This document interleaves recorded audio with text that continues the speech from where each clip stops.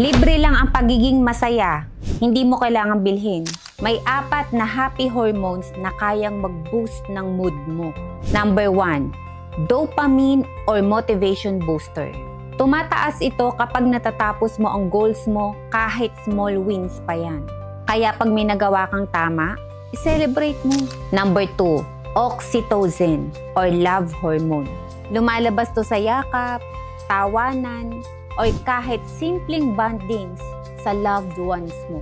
Huwag mong tipirin ng oras na makasama sila. Number 3, serotonin.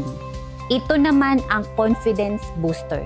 Tiyak, nagaganda ang mood mo kapag nasisikatan ka ng araw, nagme-meditate, or nagpapasalamat ka sa mga blessings mo. And lastly, endorphins. This is your natural painkiller. Maglakad-lakad ka, exercise, or makinig ka ng music. Mawawala ang sakit-sakit mo sa katawan. Ano bang hinihintay mo? Diba sinabi ko, libre lang maging masaya? Ngayong alam mo na kung paano ito i-activate, huwag mong sayangin.